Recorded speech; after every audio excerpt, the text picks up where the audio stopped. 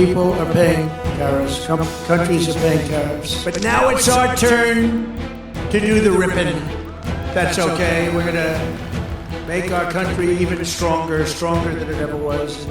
अमेरिकी राष्ट्रपति Donald Trump ने दुनिया में टैरिफ वॉर शुरू कर दिया है। डोनाल्ड ट्रंप अमेरिकी जनता को कह रहे हैं कि हमें नए टैक्स से रोजाना $2 बिलियन से ज्यादा की कमाई हो रही है, लेकिन दुनिया भर के देश ट्रंप प्रशासन के इस फैसले के खिलाफ आ गए।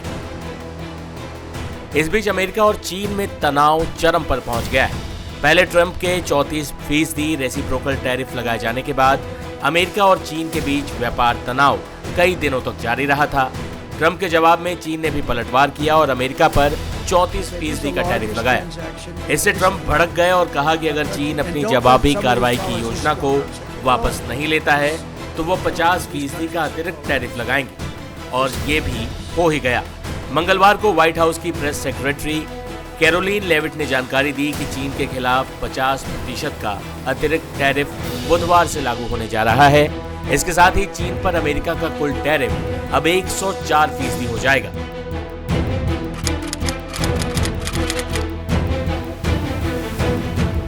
अमेरिका के इस कदम की आलोचना करते हुए भारत में चीनी दूतावास की प्रवक्ता यू जिंग ने कहा कि चीन की अर्थव्यवस्था एक ऐसी प्रणाली पर आधारित है जो स्थिर विकास सुनिश्चित करती है और देश के आर्थिक वैश्वीकरण और बहुपक्षवाद की एक मजबूत समर्थक है, जो औसतन वैश्विक विकास में 30% का योगदान देती है। उन्होंने इस मौके पर भारत से भी साथ खड़े रहने की अपील की। लेकिन अमेरिका और ट्रंप पीछे हटने को तैयार नहीं दिख रहे। हालांकि डोनाल्ड ट्रंप के इस कदम का अमेरिका में भी विरोध हो रहा है। वहां भी विरोध प्रदर्शन हो रहे हैं।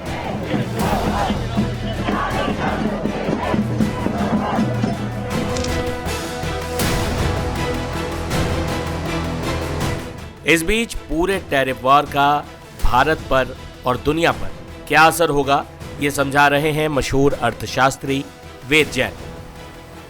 देखिए, जब भी कोई ऐसी बड़ा एक्शन होता है, और क्योंकि जो डोनाल्ड ट्रंप ने अपने टैरिफ से किया है, ये कोई अर्थक्वेक से कम नहीं है इकोनॉमी के लिए। एक तो ज्योग्राफिकल अर्थक्वेक होता है जिसमें फिजिकल स्ट्रक्चर वगैरह गिर जाती हैं। ये टैरिफ जिस ढंग से उसने लगाया है वो एक तरह से इकोनॉमी के लिए अर्थक्वेक है। और एक जितना बड़ा अर्थक्वेक आया था तो नेचुरली इकोनॉमी हिलेंगी तो गिरेंगी। तो वही रिएक्शन कल थे सारे विश्व में, चाहे वो इंडिया हो, चाहे वो चाइना हो, चाहे हांगकांग हो, चाहे यूरोप हो, और सभी की इकोनॉमी हिली है और इंडिया की इकोनॉमी में भी काफी गिरावट आई है। लेकिन जैसे अर्थक्वेक के बाद होता है, आहिस्ता आहिस्ता रिकवरी होनी शुरू होती है, लोगों को समझ आने लगता है, लोग अपने आप को मजबूत करने की कोशिश करते हैं। तो वही इंडियन इकोनॉमी का है। आज थोड़ा सा सुधार है, लोगों को समझ में आ रहा है कि कितना नुकसान होगा और इसको एडजस्ट करना पड़ेगा।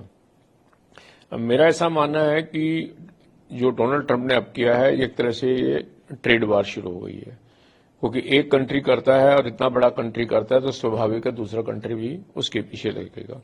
तो विभिन्न कंट्री जो आज की डेट में ताकतवर हैं, कंपैरेटिवली चाइना है, यूरोपियन यूनियन वगैरह है, तो उनकी कोशिश है कि इसका जवाब दिया जाए। तो वो स्वाभाविक जवाब आएगा तो उसका रिएक्शन भी एक अर्थक्वेक की तरह आएगा, वो भी लोगों को संभालना पड़ेगा।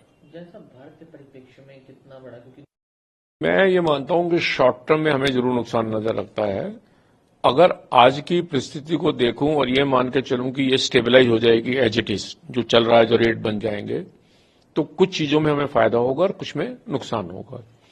बहुत सारी आइटम अगर आप देखें जो इंडिया से अगर आज की डेट में 26% में जाती हैं और चाइना से 34 या 54% में जाती हैं, तो स्वाभाविक हम चाइना के मुकाबले में बेटर कंपटीशन में आएंगे।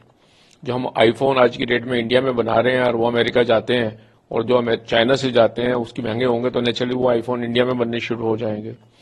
टेक्सटाइल जो है आज की डेट में अगर बांग्लादेश से जो जा रही है, जो बांग्लादेश का रेट टैरिफ का ज्यादा आया इंडिया के मुकाबले में, तो स्वाभाविक है इंडिया को वो एडवांटेज हो सकता है।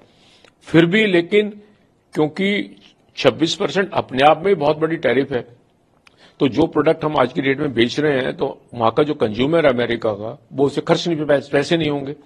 जब टैरिफ बढ़ाई है अमेरिका में डोनाल्ड ट्रंप ने, इसका रिजल्ट क्या होगा? टैरिफ तो इंपोर्ट ड्यूटी है।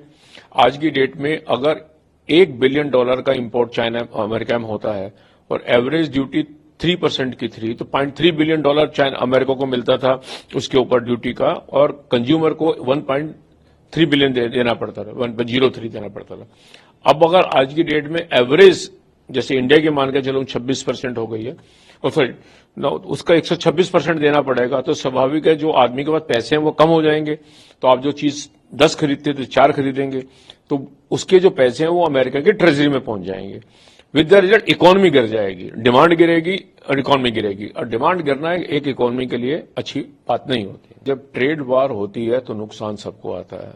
अर्थक्वेक का अमेरिका विश्व की सबसे बड़ी इकोनॉमी है, लगभग $27 ट्रिलियन, और चाइना उसकी दूसरी है $20 ट्रिलियन के करीब। 40% से ज्यादा दो इकोनॉमी है। इन दोनों की लड़ाई, हालांकि लड़ाई तो अमेरिका के अब सारे विश्व से हो गई है, इन दोनों की लड़ाई में अब ये कहें कि बाकी लोग अफेक्ट नहीं होंगे, ये नामुमकिन है। अफेक्ट आएगा, क्योंकि जैसे मैंने कहा कि जब टैरिफ लगाते हैं तो एक रिस्ट्रिक्शन हो जाती है। जैसे सड़क पे आप ब्लॉकेड लगा देते हैं तो आपकी स्पीड डाउन होती है, तो एक तरह से टैरिफ एक ब्लॉकेड है फ्री ट्रेड के अंदर। तो उस ट्रेड उसके हिसाब से जो डिमांड है वो श्रिंक करेगी। जब डिमांड श्रिंक करती है तो नेचुरली प्रोडक्शन हर्ट होती है, लोगों की इनकम कम होगी, क्योंकि एम्प्लॉयमेंट कम हो जाएगी। जितनी माल ज्यादा पैदा होता है तो लोगों को एम्प्लॉयमेंट होती है, डिमांड आती है। लेकिन अगर वो डिमांड ही कम हो जाएगी तो नेचुरली अनएम्प्लॉयमेंट आएगी। वो अगर बेरोजगारी आती है तो नेचुरली उसकी डिमांड भी श्रिंक करेगी। तो एक हम इकोनॉमी में वर्ड यूज करते हैं multiplier effect. It can be positive and can be negative. अगर डिमांड बहुत तेजी से बढ़ती है तो डिमांड आएगी तो जॉब क्रिएट होते हैं, लेकिन अगर डिमांड गिरती है तो रिवर्स भी बहुत तेजी से आता है, जिसे हम डिप्रेशन कहते हैं कि आ गया है। और जैसा लोगों को अंदाजा है कि जो विश्व की इकोनॉमी को 1930 में हुआ था और वो शायद दोबारा से हो जाए, और वो भी एक ट्रेड वार थी। तो वो मुझे लग रहा है कि वो खतरा जैसे लग रहा है कि अमेरिका कहता है मैंने ये लगाया और चाइना कह रहा है कि मैं आपके ऊपर लगाऊंगा, और डोनाल्ड ट्रंप ने फिर कहा कि मैं इसका फिर रिटेलिएटरी इंपैक्ट लूंगा। तो इसका कहीं ना कहीं तो असर आएगा ही सभी की economy. We're making a fortune with tariffs. $2 billion a day. Do you believe it? I was told $2 billion a day. You know, I get hit by the press about tariffs. We're making $2 billion.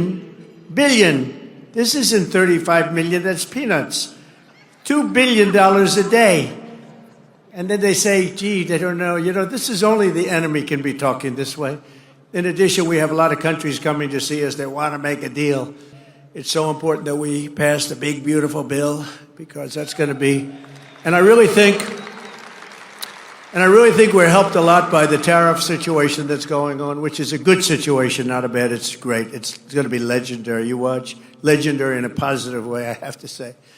It's going to be legendary, but I really think it actually puts pressure on those few Republicans that just can't get there. You know what the alternative is? A Democrat bill or a chapter for the country. You know, we have the debt continuation, and they have to do this. They have to get there, and I think we are there. We had a great meeting today. I think we are there. But just in case there are a couple of Republicans out there, you just got to get there. Close your eyes and get there. It's a phenomenal bill. Stop grandstanding.